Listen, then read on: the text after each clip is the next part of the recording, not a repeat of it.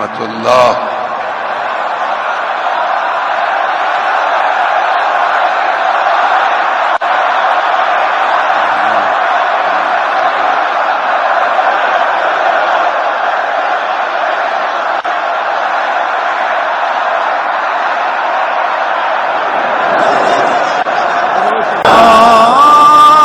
أكبر الله أكبر الله أكبر الله أكبر أشهد أن لا إله إلا الله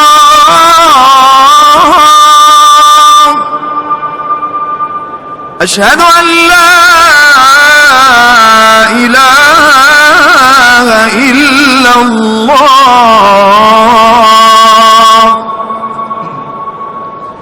أشهد أن محمدا رسول الله। नमस्कार साथियों, मैं आपका दोस्त अशफाक अहमद और आप देख रहे हैं देशभक्त चैनल।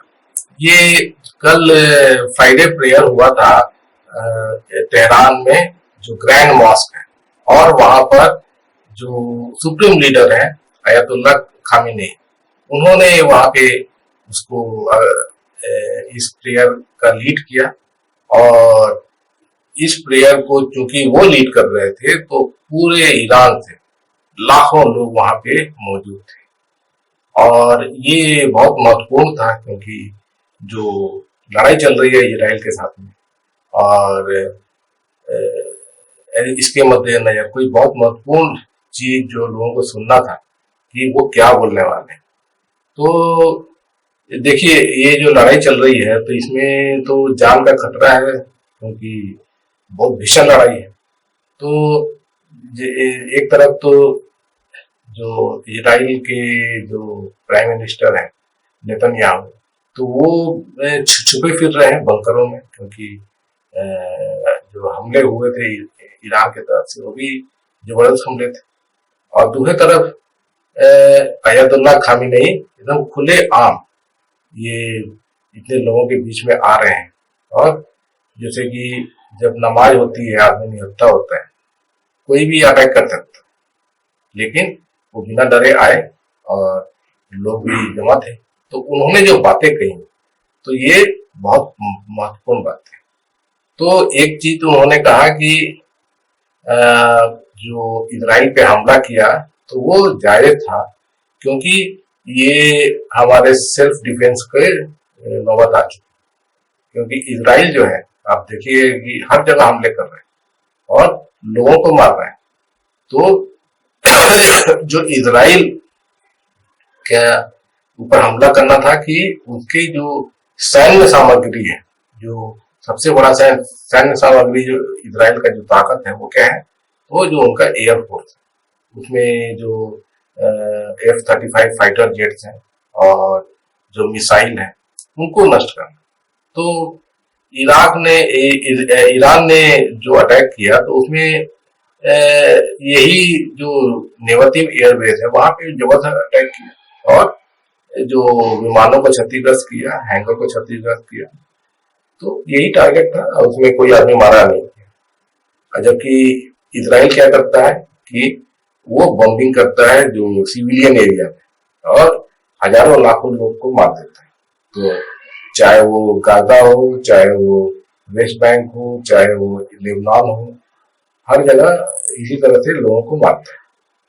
तो देखा जाए तो ईरान ने तो किसी को मारने के मद्देनजर अटैक नहीं किया था, उन्होंने सिर्फ जो इजराइल की जो ताकत है उसको खत्म करने के लिए अटैक किया। तो एक बात। दूसरी बात, उन्होंने बहुत महत्वपूर्ण बात कही कि इजराइल जो है वो हिम्मत नहीं करे कि ईरान पर अटैक करने का, नहीं तो दोबारा से हम अटैक करेंगे, डरेंगे नहीं।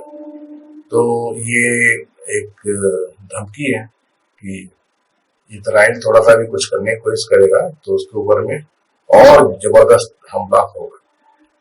और तीसरी बात उन्होंने कहा कि जो मुस्लिम देश है तो उनको इकट्ठे होना है, क्योंकि मुस्लिम देश इकट्ठे नहीं है। जैसा आपको पता है कि जो Saudi Arabia, Kuwait, UAE, Oman, ये सब अमेरिका के पिट्ठू हैं, और इन्हीं की वजह से, क्योंकि इनके पास में तेल का पैसा है और ये चाहते तो जो गल्फ कंट्रीज के लिए कुछ अच्छा काम कर सकते थे, लेकिन इन्होंने नहीं किया।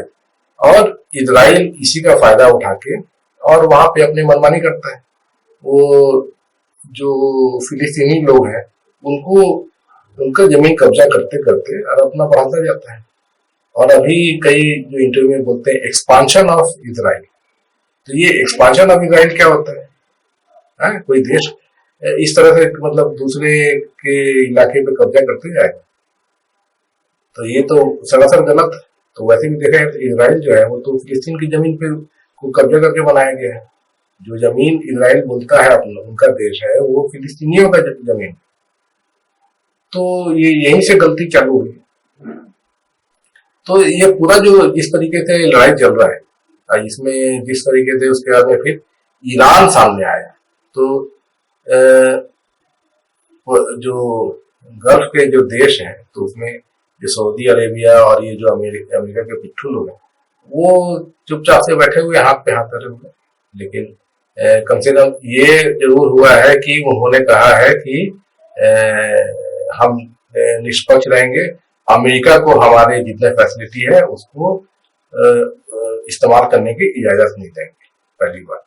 दूसरी बात, जो अमेरिका है, तो अमेरिका के जो प्रेसिडेंट है जो बाइडन, तो पहले तो उन्होंने कहा कि किसी भी सूरत में हम इजराइल के साथ नहीं देंगे अगर वो जो एटॉमिक जो फैसिलिटीज है ईरान पे उस पर हमला करता है। और उसके बाद में फिर कल एक और बयान आया कि जो ईरान में सबसे बड़ा उनका जो फाइनेंशियल स्रोत है तो तेल है, तो तेल का जो फैसिलिटीज है, ऑयल फील्ड्स, उस पे अगर हमला करता है इजराइल तो हम उसका साथ नहीं देंगे। तो इसके बाद में फिर बचा क्या, क्योंकि ये दो सबसे महत्वपूर्ण चीजें हैं ईरान के लिए। तो इसका मतलब है कि अमेरिका साफ साफ बोल रहा है कि वो इजराइल का साथ नहीं देगा। अब इसकी वजह भी कुछ हो सकती है। अब जैसे कि अमेरिका में जो है वो चुनाव होने वाले हैं अभी एक दो महीने के अंदर, और जो बाइडन है तो उनको पता है कि उनकी जो पार्टी है डेमोक्रेटिक पार्टी, तो वो चुनाव हार सकती है अगर ये जो नेतन्याहू की सरकार है वो इन्फ्लुएंस करे चुनाव को। और वो चुनाव कैसे इन्फ्लुएंस कर सकते हैं, तो आपको पता है कि इजराइल के बाद में बहुत सारे ऐसे सॉफ्टवेयर हैं जो गलत तरीके से इस्तेमाल किए जाते हैं जो चुनाव को इन्फ्लुएंस करने के लिए। तो वो एक चीज है। दूसरा है कि अगर ये इजराइल हमला करता है ईरान पर, है ना, तो ये जो डोनाल्ड ट्रंप है, तो डोनाल्ड ट्रंप का स्ट्रेंथ है कि वो जो फॉरेन पॉलिसी है तो उसमें खुले तौर पर समर्थन देंगे इजराइल का, और ईरान कमजोर होगा और उससे जो पॉलिसी मैटर्स है तो उसमें डोनाल्ड ट्रंप को बढ़त मिलेगी। तो ये सब चीजें हैं, और तो उसके हिसाब से अलग अलग अपना पॉलिसी सब लोग बना रहे हैं। तो इसमें जो ईरान है, ईरान के लिए मतलब ये दिखता है साफ कि अमेरिका साथ नहीं देगा इजराइल का, और इजराइल अकेले दम तो कुछ सोच नहीं सकता है। तो ये एक चीज एक है। और दूसरी है कि वैसे देखा जाए तो दुनिया में अब ईरान जिस तरीके से आगे बढ़ रहा है तो उसको समर्थन ईरान का बढ़ रहा है। और रूस है, चीन है, वो तो पहले से ही साथ में है, और भी तमाम जो देश हैं तो वो ईरान के पक्ष में आते दिखते हैं। तो ये चीज दिखता है। और इजराइल जिस तरीके से ये बॉम्बिंग कर रहा है लेबनान का, वहां पे सिविलियन मारे जा रहे हैं, तो वो इजराइल के खिलाफ जा रहे हैं। आपने देखा कि जो हमास को बोले खत्म करेंगे, लेकिन वो पूरा गाजा स्ट्रिप की जनता को ही खत्म कर दिए इजराइल ने, तो ये भी इनके बहुत खिलाफ जाता है। तो सब मिला के जो वर्ल्ड व्यू ऐसा बन रहा है कि ईरान के साथ में लोग आ रहे हैं, देश आ रहे हैं और इजराइल के खिलाफ खड़े हो।